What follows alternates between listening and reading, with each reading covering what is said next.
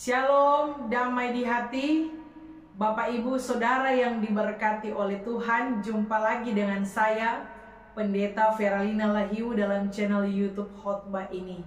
Saudara-saudara bersyukur boleh kembali menjumpai Bapak Ibu dalam keadaan yang saya percaya diberkati dan disertai oleh Tuhan. Dan saat ini saya akan men-share kebenaran firman Tuhan dalam bagian firman Amsal pasal 9 ayat 1 hingga ayatnya yang ke-18. Mari kita membaca bagian firman ini. Diberikan judul atau perikop, undangan hikmat dan undangan kebodohan. Hikmat telah mendirikan rumahnya, menegakkan ketujuh tiangnya, memotong ternak sembelihannya, mencampur anggurnya, dan menyediakan hidangannya. Pelayan-pelayan perempuan telah disuruhnya berseru-seru di tempat-tempat tinggi di kota. Siapa yang tak berpengalaman singgahlah kemari. Kepada yang tidak berakal budi katanya, marilah, makanlah rotiku dan minumlah anggur yang telah kucampur. Buanglah kebodohan, maka kamu akan hidup, dan ikutilah jalan pengertian.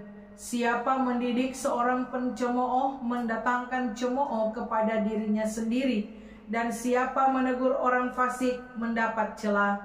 Janganlah menegur seorang pencemooh supaya engkau tidak dibencinya. Tegurlah orang bijak, maka engkau akan dikasihinya. Berilah orang bijak nasihat, maka ia akan menjadi lebih bijak. Ajarilah orang benar, maka pengetahuannya akan bertambah. Permulaan hikmat adalah takut akan Tuhan, dan mengenal Yang Maha Kudus adalah pengertian. Sebab karena aku umurmu diperpanjang dan tahun-tahun hidupmu ditambah. Jika engkau bijak, kebijakanmu itu bagimu sendiri. Jika engkau mencemooh, engkau sendirilah yang akan menanggungnya. Perempuan bebal itu cerewet, tidak berpengalaman dan tidak tahu apa-apa. Ia duduk di depan pintu rumahnya, di atas kursi di tempat-tempat tinggi di kota. Orang-orang yang lewat di jalan yang lurus jalannya, diundangnya dengan kata-kata, siapa yang tak berpengalaman, singgahlah kemari. Dan kepada orang yang tidak berakal budi katanya, air curian manis dan roti yang dimakan dengan sembunyi-sembunyi, lezat rasanya. Tetapi orang itu tidak tahu bahwa di sana ada arwah-arwah, dan bahwa orang-orang yang diundang itu ada di dunia orang mati. Demikianlah firman Tuhan. Sekali lagi, shalom, damai di hati. Bapak Ibu Saudara yang diberkati Tuhan, kitab Amsal adalah kitab yang ditulis oleh Raja Salomo. Kita tahu bersama bahwa Salomo adalah raja yang luar biasa. Pada saat ia naik tahta, saudara, dia tidak meminta kekayaan, dia tidak meminta umur panjang, dia tidak meminta nyawa musuh. Namun luar biasa, ketika Salomo naik tahta, dia meminta hikmat daripada Tuhan. Nah, Bapak Ibu Saudara, betapa hikmat itu sangat penting dalam kehidupan kita sebagai orang percaya. Berbicara hikmat itu lebih dari sekedar kepintaran, lebih dari sekedar kepandaian, lebih dari sekedar kecerdasan. Karena berbicara hikmat itu berbicara tentang dimensi ilahi, saudara. Makanya Alkitab bilang, takut akan Tuhan itulah hikmat. Ya, hikmat itulah takut akan Tuhan. Makanya bicara hikmat itu lebih dari sekedar pandai, pintar, cerdas. Tapi kalau bicara hikmat itu bicara tentang dimensi ilahi. Sehingga Bapak Ibu Saudara yang diberkati oleh Tuhan kita Yesus Kristus, orang kalau berhikmat berarti dia jauh dari kebodohan, saudara. Ya, dan orang kalau tidak berhikmat berarti dia bodoh. Makanya Bapak Ibu jemaat saudara, jangan jadi orang bodoh. Seperti yang diangkat oleh tema, buanglah kebodohan, maka kamu akan hidup. Saudara-saudara, itu kebodohan jangan simpan, tapi buang, ya. Kalau orang buang sesuatu, berarti itu sudah tidak dipakai lagi. Kalau orang membuang sesuatu, berarti itu sudah tidak penting, sudah tidak bermanfaat, so jadi sampah, saudara. Ya, makanya firman Tuhan bilang buang itu kebodohan. Kalau suruh buang, jangan piara tuh kebodohan, saudara. Kalau suruh buang berarti buang, jangan jaga simpang itu kebodohan, ya. Saudara yang diberkati Tuhan, kalau orang buang itu kebodohan, jangan punggu ulang, ya. Karena sesuatu yang dibuang berarti sudah tidak bermanfaat. Bapak Ibu jemaat yang diberkati Tuhan, bagian firman yang kita baca ini berbicara tentang hikmat dan kebodohan, memberikan pemahaman kepada kita. Di sini diceritakan ada dua undangan, yang satu undangan hikmat dan yang satunya lagi adalah undangan kebodohan. Nah, saudara-saudara, kalau undangan ini diberikan kepada kita, kira-kira orang mau pergi di mana? Mau pilih undangan mana, saudara? Ya, orang mau pergi di undangan mana? Pasti semua akan menjawab, orang mau pergi di undangan hikmat. Namun saudara yang diberkati oleh Tuhan kita Yesus Kristus, ada jo yang pergi di undangan kebodohan. Ya, di masa kini tidak sedikit orang melakukan hal-hal yang bodoh, saudara. Bukan karena dia bodoh, tetapi tindakan-tindakan cara hidupnya itu tidak berkenan di hadapan Tuhan. Itu DP nama yang kita bilang tadi, bodoh. Karena lawan hikmat itu bodoh. Makanya orang kalau nyandak berhikmat berarti bodoh, saudara. Dan kebodohan ini tidak terkait dengan mata pelajaran, tidak terkait dengan titel, ya, mau sarjana, mau S2, S3, ya. Saudara yang diberkati Tuhan, kebodohan ini terkait dengan cara hidup kita. Kebodohan ini terkait dengan perilaku kita. Kebodohan ini terkait dengan gaya hidup kita, saudara. Ada orang yang titelnya tinggi tapi cara hidupnya melakukan kebodohan. Nah, ini yang jadi masalah, saudara. Makanya kita pengkhotbah Salomo mengatakan juga, sedikit kebodohan lebih berpengaruh daripada hikmat dan kehormatan.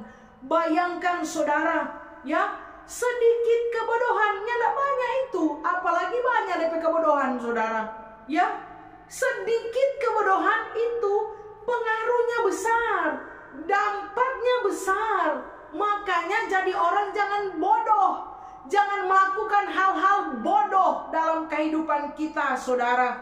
Ya, sedikit kebodohan akan merusak nama baikmu. Sedikit kebodohan akan merusak kehormatanmu. Sedikit kebodohan akan merusak kehidupan kita, saudara. Karena sedikit kebodohan itu berpengaruh, ya. Bapak Ibu saudara yang diberkati Tuhan, kapal yang tenggelam itu bukan karena lubang besar, tapi lubang kecil. Makanya jangan anggap enteng itu sedikit kebodohan, ya, melakukan hal-hal bodoh dalam kehidupan kita. Saudara yang diberkati dan dikasihi Tuhan, ya, jangan sampai kita melakukan sikap hidup yang tidak berkenan di hadapan Tuhan, ya. Saudara, di masa ini banyak yang viral, ya, di FB, di media, saudara, ya, banyak yang viral tentang perselingkuhan. Nah, ini bodoh ini namanya, saudara. Kalau saya bisa bahasakan, ya, karena saudara, saya melihat, ya, ada yang viral, ya, perselingkuhan yang terjadi ini lagi maraknya ini, saudara. Ada apa dengan orang-orang di masa ini? Ada apa dengan zaman sekarang ini, saudara? Orang bukan hidup taat, setia. Orang bukan membangun kehidupan keluarganya, rumah tangganya. Tapi di masa ini sering masuk, ya, saudara. Itu viral perselingkuhan di mana-mana, saudara. Ya, ada apa dengan kita? Kenapa kita melakukan hal-hal bodoh dalam kehidupan kita sebagai orang percaya? Makanya saudara, saya mau katakan saat ini, Orang kalau selingkuh itu bodoh namanya, saudara. Sudah ada istri, punya keluarga dan selingkuh itu bodoh. Karena orang kalau berhikmat dia tidak akan selingkuh, saudara. Ya, Bapak Ibu Saudara yang diberkati oleh Tuhan kita Yesus Kristus, hikmat akan menuntun orang untuk hidup di dalam kebenaran. Hikmat akan menuntun orang untuk tidak mengalami kejatuhan. Ya, makanya orang mesti punya hikmat supaya tidak jatuh, saudara. Orang mesti punya hikmat supaya dia hidup benar. Orang mesti punya hikmat supaya dia mengikuti kehendak Tuhan. Makanya ada orang yang mengalami kejatuhan, ada orang yang hidup dalam tidak kebenaran, hidup di dalam ketidaktaatan kepada Tuhan, itu bukan orang berhikmat. Makanya tadi saya katakan hikmat lawannya bodoh. Bukan karena turampe otak ini yang bodoh, saudara, tetapi cara hidup kita, tindakan-tindakan kita kadang konyol, ya, kadang melakukan kebodohan-kebodohan seperti yang saya katakan tadi tentang perselingkuhan, itu bodoh. Makanya orang kalau berhikmatnya mungkin, saudara, ya. Makanya orang yang goda-goda orang pe suami itu, pe istri itu bodoh, itu dia nama, saudara. Bapak Ibu Saudara yang diberkati Tuhan, firman Tuhan saat ini mengatakan hikmat telah mendirikan rumahnya. Jadi saudara, hikmat ini dipersonifikasi, ya. Hikmat telah mendirikan rumahnya. Artinya hikmat itu membangun, saudara. Pertama, ya, hikmat itu membangun, bukan menghancurkan. Makanya orang kalau ada hikmat itu dia membangun, bukan menghancurkan, saudara. Orang berhikmat akan membangun kehidupannya. Orang berhikmat akan membangun keluarganya, membangun persekutuannya, membangun rumah tangganya, saudara. Itu yang dikatakan hikmat telah mendirikan rumahnya. Berarti mendirikan itu dia sudah membangun, saudara. Makanya orang kalau berhikmat itu membangun, bukan merobohkan, bukan menghancurkan, saudara. Makanya itu tadi yang saya katakan dalam contoh, ya. Orang yang selingkuh itu kan bodoh. Karena apa? Menghancurkan, bukan membangun, saudara. Karena apa? Hancur keluarganya, hancur rumah tangganya, hancur hidupnya, saudara. Ya, ini parah ini, saudara. Dan sebagai orang percaya, mari, ya, kita hidup dalam hikmat Tuhan. Karena hikmat yang diberikan kepada kita akan membuat kita membangun kehidupan kita, saudara. Jangan anggap enteng hikmat, karena hikmat sangat penting dalam kehidupan kita. Ya, sekali lagi, saudara, hikmat itu membangun. Jadi orang kalau membangun hidupnya, membangun persekutuannya, berarti dia berhikmat, saudara. Hikmat itu penting. Kalau ayat 10 bilang permulaan hikmat adalah takut akan Tuhan dan mengenal yang Maha Kudus adalah pengertian. Saudara, hikmat membuat kita takut akan Tuhan. Ya, tadi saya katakan, hikmat bicara tentang dimensi ilahi. Takut akan Tuhan itulah hikmat. Karena bicara tentang dimensi ilahi, ya, tentang Tuhan. Orang berhikmat itu orang yang takut akan Tuhan. Orang boleh pintar, orang boleh cerdas, orang boleh hebat, tapi tanpa hikmat, tanpa takut akan Tuhan, tidak ada gunanya, saudara. Hikmat memang tidak bisa ditakar, tapi saat kita hidup takut akan Tuhan, itu menandakan bahwa kita hidup berhikmat. Amin, saudara-saudara. Ya. Selanjutnya, saudara, orang berhikmat itu mendengar nasihat, mendengar didikan, saudara. Ada banyak anak-anak sekarang tidak menyukai didikan. Ada banyak anak-anak sekarang tidak suka ditegur. Ketika dinasihati tidak mau dengar. Ketika ditegur tidak mau, saudara, malah melawang. Ini anak-anak sekarang banyak yang ada sekolah terik marbodok, itu udah bilang ada sekolah banyak belajar. Ya, ada kasih sekolah banyak pandai, dalam pengertian bahwa ketika diberikan nasihat, ketika diberikan teguran malah marah, malah menolak, malah memberontak, saudara. Ya, makanya firman Tuhan bilang apa? Buang kebodohan, maka kamu akan hidup. Dan ikuti jalan pengertian. Kalau kita dinasehati, kalau kita ditegur, dan itu untuk kebaikan, untuk hidup supaya lebih baik, maka orang mesti dengar, saudara. Tapi itu tadi kita bilang, ada orang yang mau ditegur, ya. Bapak-bapak kadang kalau istri tegur, ini mau saudara marah, ya. Begitu juga sebaliknya, ketika ada istri tegur suaminya, dia malah marah, saudara. Ya, orang berhikmat ketika ditegur, dia akan dengar, saudara. Ini yang firman Tuhan bilang, ya. Berilah orang bijak nasihat, ayat 9, maka ia akan menjadi lebih bijak. Ajarilah orang benar, maka pengetahuannya akan bertambah. Orang kalau bijak, ketika dinasihati, ketika ditegur, akan menjadi lebih bijak. Wow. Ya, semoga orang bagian dari orang bijak, saudara. Ketika ditegur, ketika dinasehati, orang akan mendengar sehingga membuat orang menjadi lebih bijak. Ya. Tapi Alkitab mengatakan ayat 7, siapa mendidik seorang pencemooh mendatangkan cemooh kepada dirinya sendiri, dan siapa menegur orang fasik mendapat celah. Janganlah menegur seorang pencemooh supaya engkau tidak dibencinya. Itu dia, saudara, ya. Pencemooh kalau ditegur dia mau marah, saudara. Ini yang bahaya, ya. Itu anak kalau bebal, ya, itu bebal itu apa? Kepala batu, keras kepala, saudara, ya. Tidak mau ditegur. Ini anak bodoh, kalau dinasihati dia marah. Makanya anak-anak di rumah kalau dinasihati jangan marah, saudara, ya. Malah memberontak. Karena apa? Kepala batu, kabal, yang coba dengar, saudara. Ini yang jadi masalah, ya. Kalau so begini, berarti ini so jadi pencemooh ini. Saudara, pencemooh ini disejajarkan dengan orang fasik. Jadi pencemooh dalam kata Ibrani itu letz. Artinya apa, saudara? Susah terima kebenaran, ya. Itu pencemooh itu orang yang tidak hanya tak terpelajar, tetapi pencemooh ini dia memusuhi hikmat. Jadi dia menolak hikmat, bahkan dia meremehkan itu hikmat.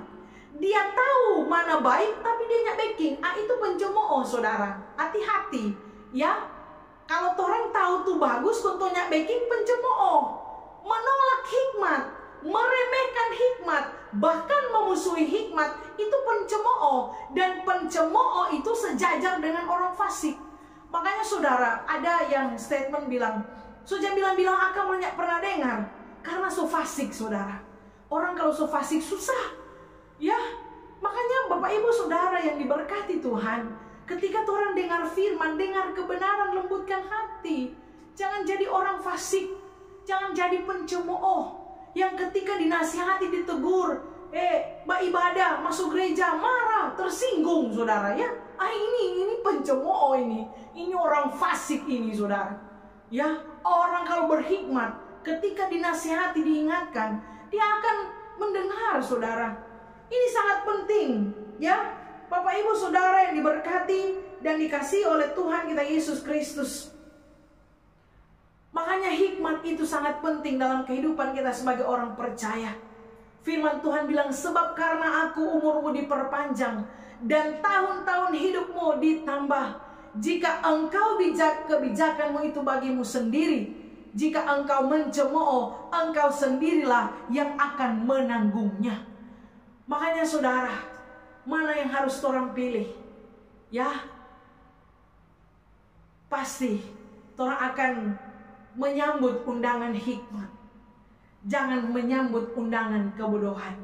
Ingat, hikmat itu membangun, bukan menghancurkan. Orang berhikmat akan hidup takut akan Tuhan. Orang berhikmat ketika ditegur, dinasihati, dia akan mendengar. Ya, jangan jadi orang bodoh dengan melakukan hal-hal bodoh, tindakan-tindakan bodoh dalam kehidupan sebagai orang percaya. Saudara, kalau orang kekurangan hikmat, minta Pak Tuhan, karena Tuhan sumber hikmat dalam kehidupan kita. Amin. Biar firman ini memberkati kita semua. Tuhan Yesus memberkati firman-Nya. Amin. Terima kasih saudara. Sekian dan sampai jumpa kembali. Semoga ini memberkati Bapak Ibu Saudara. Jangan lupa terus dukung channel Pendeta Feralina Lahibu. Dan terima kasih bagi saudara-saudara yang terus mengikuti channel ini. Kiranya Tuhan selalu menyertai. Dan jangan lupa subscribe ya. Like, tekan tombol lonceng, dan tulis komentar-komentar yang supaya saya ketika membaca mengetahui Bapak Ibu Saudara semua. Tuhan Yesus memberkati kita semua. Shalom, damai di hati.